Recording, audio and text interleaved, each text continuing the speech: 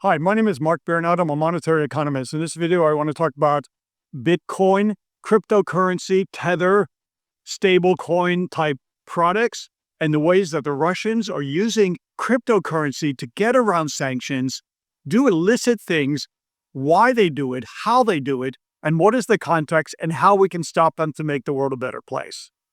Or stop any of the bad. Okay, a little bit of background. First, I want to say something. I'm a monetary economist. Whole life I've studied money. I don't really care about money, ironically. I just care about the idea of money and the theory of money. Money's not my God. On the other hand, you say, oh, this cryptocurrency and anything to do with cryptocurrency, it reminds me of something from those neighborhood watch signs. You've seen those neighborhood watch signs. They have the shady character in the black hat and the black cape. Neighborhood watch. Maybe I have associations with this. You say, oh, but you're just an academic economist. Am I? Am I really? So let's take a stroll back into history, and then that will put some context into the situation as we go into cryptocurrency and Russia and what they're doing. And hopefully we can find some solutions. Okay, 1791, U.S. had this kind of prequel to 1837, this pre-free banking era, and then 1837 to 1864, National Banking Act really ended it, and it had some successes. A railroad, and then there was this gold standard, classical gold standard, etc. Well, so there was some continuation of it. If you were like a railroad company, insurance company, a bank, even me, I could issue currency, call it Mark Bernard monetary economist currency. Usually it was backed by gold. Because again, there's this level of trust. If you ask me, I'm a free banking guy. I like it. It worked very successfully because it regulated through the market mechanisms of supply and demand money. Every other commodity is not regulated, like potatoes, agricultural, clothing are fairly not regulated, and it always works more efficiently in the unregulated form. We know that. So money unregulated, the second half of every transaction, it might even work better. It simply makes the economy work more efficiently. So I did like the idea of free banking, but it did have some downsides. The downside was that there was counterfeit.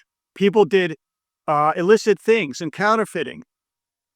But, if you're a Misesian, if you understand, Lego von Mises, and he's not, in my opinion, connected with the Mises people of today, but if you're a true Misesian and read his work, he really liked this tether to something real, natural, gold. Think natural rate of interest. So with that tether, and he even speculated, if you look at his later interviews, that there's ways that people might scam it or game it. So the point being that this connection to something tangible and real, and not just virtual or out in the cosmos somewhere as a conceptual idea, was very important in this concept of free money. And let me explain. Go back to my time, I'd be cruising down Route 6. I'd be putting in cassette tapes. Every time I wanted to make a song, Kansas, Boston, Jefferson Airplane, Beatles, Arlo Guthrie, and Low Heart, Spark of the High Heel Boys. That was the music of my day. I know you guys think I'm like Creed or something, but in the office, I'd have to make a cassette recording on one cassette tape to another. You know how labor intensive that was? And that's the point of, counterfeiting back in the day of free banking. It was a very labor intensive process. There's a lot of, physical evidence and trails you leave. Now think cryptocurrency, again, neighborhood watch sign. Digitalization, in seconds, you can copy and copy and copy and copy thousands of copies using AI and scripts. You could do millions and trillions exponentially. So it's really no great effort to do something like that in the digital world.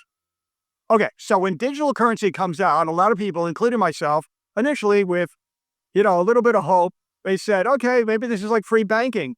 But then it clicked in that is very quickly that it's not like free banking. I personally don't own any digital. I disposed of it because of what I know is going on with Russia.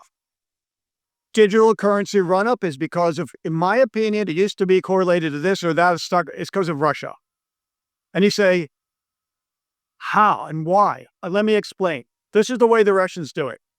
Just an example. They may not be exactly precise, but let's say, they're not bartering today, but like they get Chinese currency and then they want to convert it.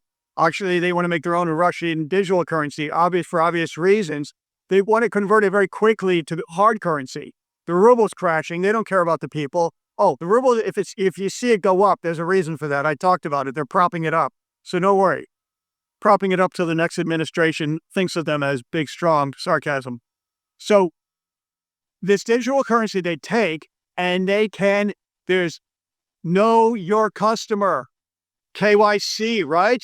They can get around it because the banking sanctions and the SWIFT sanctions are old school. They know how to do it with skill and expertise, eons beyond most people know how to do it. Now, when I was in grad school, me and my buddy, a monetary economist, we were dreaming up schemes, to get around. I wouldn't do it because it's just not me. And we came up with this Canadian counterfeit currency scheme. I've kind of liked Canada ever since we drove up to the 67 World's Fair Montreal Expo. That's another story. But there were some loopholes we found in the Canadian currency. And so we dreamed up this, if I was, had a dark side, I would do something like that. I wouldn't, okay? Don't worry. Probably got flagged right now, but whatever. How much easier is it to do with crypto? Because you can get around KYC, know your customer. I'm not talking just the old school peer-to-peer, these decentralized, DeFi, decentralized exchanges. There's certain countries and exchanges that, they basically are really lax with that. I'm not talking about VPN, peer-to-peer. There's real ways to get around it.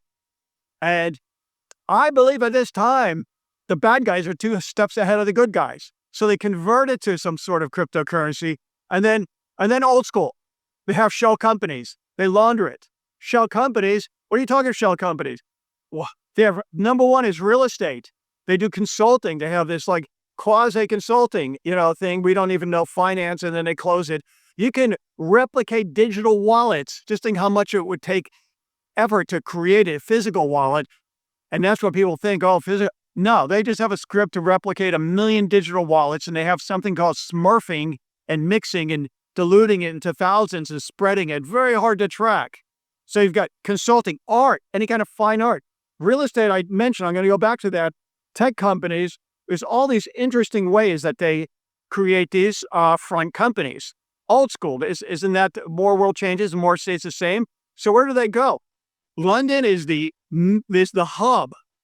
Is the hub of Russian real estate money. And New York and Miami, pretty close behind it. For some reason, the Swiss and the Austrians have a lot. Cyprus, I could go on.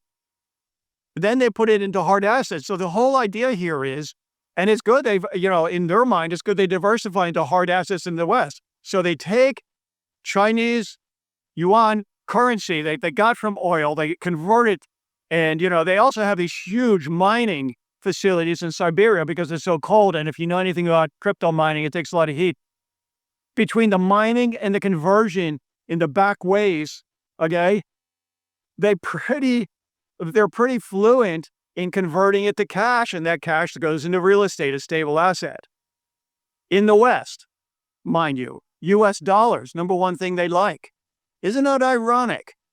Is there something going on there? Why do they like these dollars, number one, and London maybe as a stepping point, number two, for real estate? If it's that easy, anything could be going on. I mean, you hand a pen drive, let's say a visitor from, any country, like Hungary, visits somebody in, let's say, Florida, and they pass them a pen drive. Obviously it's more complex than that, but that's what we're talking here. Think Boris and Natasha, okay? So, these loopholes, shell companies, OTC, it's almost unstoppable at this point. I know. The good guys are deploying AI algorithms, and it seems like the British just captured a lot of people with Tender. Why do they like these stable coins that are linked to the dollar? Obviously, because the dollar is pretty stable. One of the horrible things about currency is volatility. When I'm doing these regressions, it's sometimes, I'm looking at inflation rates, high inflation versus low inflation. But it's not about that. You can have a little deflation or a little above inflation. It's about the volatility of the currency is negatively correlated with the success of the currency and the underlying economy which supports it. So they tether it, they tether it to something like, why not the US dollar? That satisfies medium of exchange, unit of account, store of value, and they can be massaging and working it. Now, here's the kicker. As the administration, it's all about incentives. I think the British are pretty good about, they want to bring this world to a better place. And when we change this administration, and this administration is a little bit talking sanctions relief, sanctions relief makes it sound rosy and smooth, like, you're giving humanitarian aid. Maybe they're doing it implicitly or will do it implicitly by giving a directive that the FBI, CIA, just not pursue it very hard, these loopholes. You're trying, you're doing good, but, like the Keystone Cops or whatever. If you want to stop bad people from doing bad things, snip it off. It's this cryptocurrency. I don't invest in it. I don't recommend it. All the people I know, they're always like quasi, scammy, legal, shady people.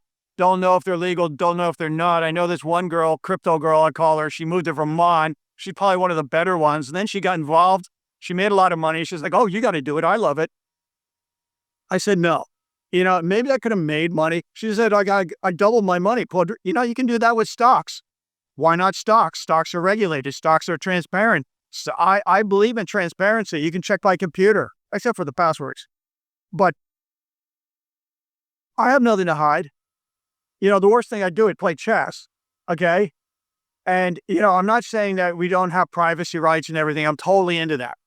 But that's the keyword buzz they use to rile people up, to get them into privacy so they can continue opening these loopholes. But she got into bad things. She redeemed herself. But then I know this lady, she calls herself Polish. Her name's Tatiana. She has a Russian last name. She came to Poland and started stirring up like these peace rallies and things. And, and then I looked her up again and again. She's got connections to Russia and China. Oh, and crypto. She's really got this like crypto coin she's pushing. Coincidence? Okay. So if the next administration really wants to get serious about justice and peace and honor and dignity, okay, and I mean real authentic, not just stick your head in the sand and walk around being a puppet of somebody. You got to really nail this IT and think of the next generation of how we can stop this loopholes, shell companies, and crypto. It's all in the open. Everybody knows what's going on.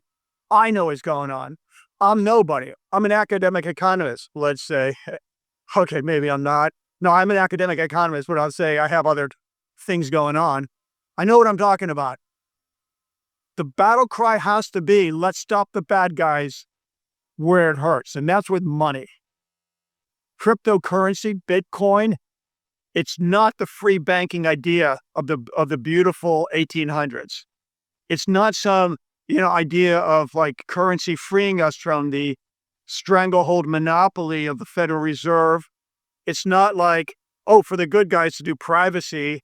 I mean, I want to get a kebab, I want to get a pizza, sushi. I just, digital currency is something that anonymous, hidden, build tracks, no KYI, and shell company type of currency.